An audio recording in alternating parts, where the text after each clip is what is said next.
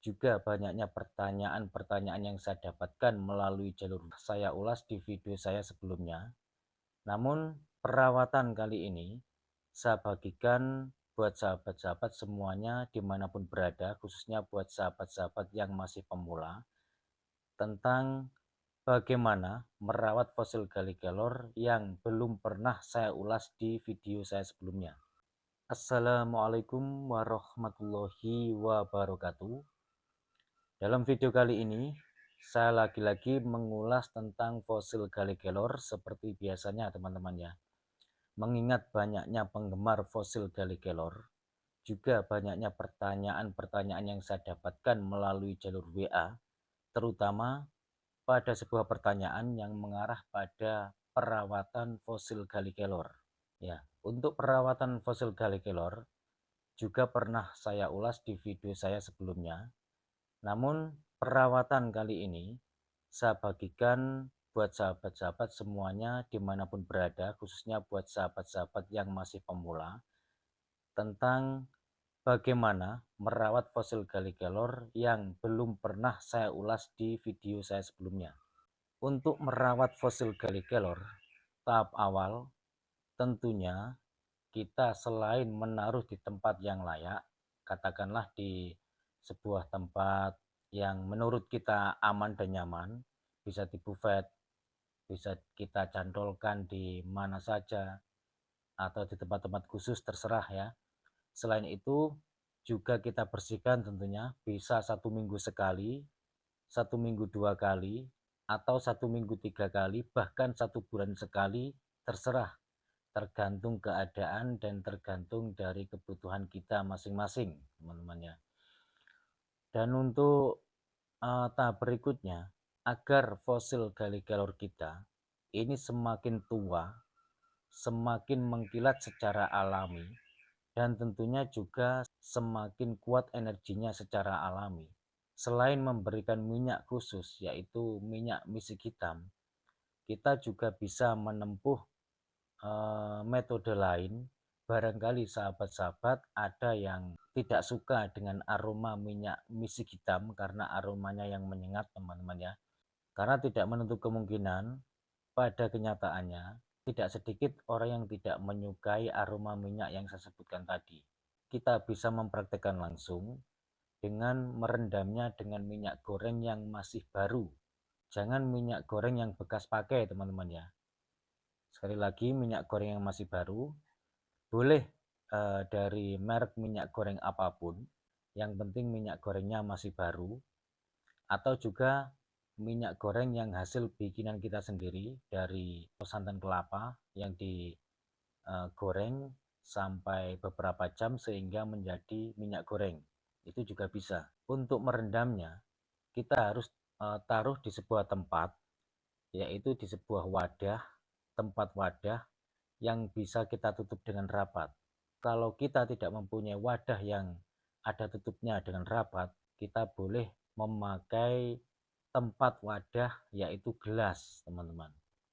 Nah, isi wadah tersebut atau gelas tersebut dengan minyak goreng secukupnya, asalkan kita bisa mengira-ngiranya agar nantinya fosil Galligalor yang kita rendam itu tenggelam keseluruhannya. Jikalau tempat wadah yang kita pakai itu adalah gelas, kita bisa menutupnya dengan plastik teman-teman ya. Kita tutup dengan plastik lalu kita tali dengan karet yang rapat sehingga tidak ngabas nanti. Lalu biarkan selama 3 bulan. Nah, ini agak lama teman-teman ya, dan perlu kesabaran yang ekstra juga. Setelah kita rendam selama 3 bulan, baru boleh kita buka dan kita ambil. Setelah kita ambil, jangan dicuci. Nah, cukup kita lap dengan kain yang mudah meresap, atau lebih tepatnya kita lap dengan tisu, karena tisu mudah meresap. Nah, meresap sisa-sisa minyak yang menempel di fosil Galligalor.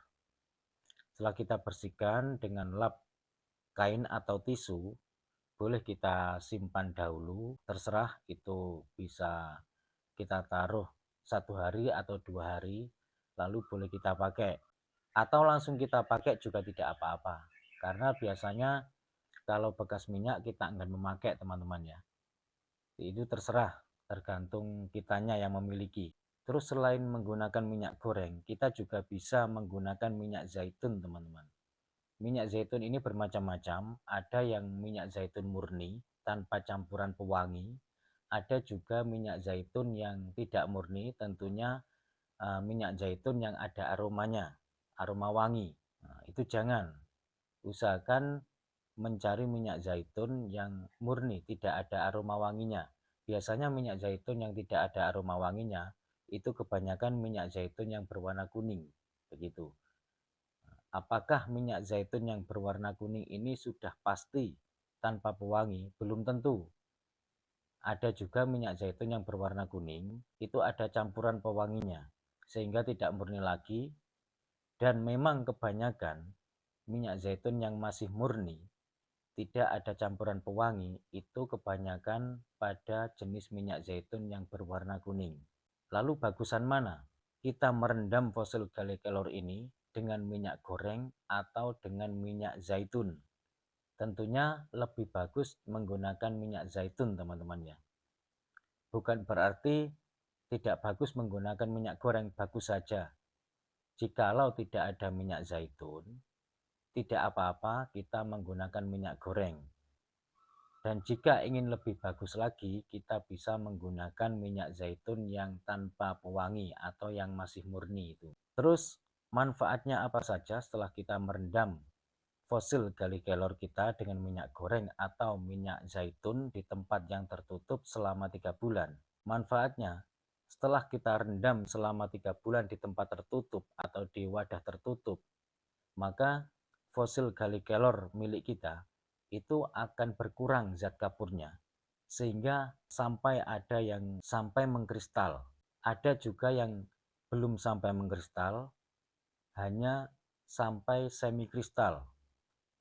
Jika di center, ada sedikit yang bagian-bagian tertentu yang tembus, ada yang juga tidak. Atau tembusnya belum maksimal, masih sedikit-sedikit tembus jika di center. Itu yang namanya semi kristal. Ada juga yang tidak sampai mengkristal, hanya saja fosil galikelor tersebut semakin pekat, semakin tua, semakin mengkilat secara alami. Dan ada nilai plusnya sendiri tentunya. Selain fosil galikelor yang kita miliki semakin tua, maka secara alami energinya pun juga semakin membaik. Membaik yang saya maksud di sini adalah energinya secara alami semakin memadat dan semakin sedikit menguat. Ini adalah metode perawatan fosil galikelor jika kita tidak mau menggunakan minyak wangi seperti yang pernah saya jelaskan di video saya sebelumnya, teman-teman ya. Baik, sekian dulu dari saya. Semoga bermanfaat. Kurang lebihnya saya mohon maaf. Wassalamualaikum warahmatullahi wabarakatuh. Rahayu, salam budaya.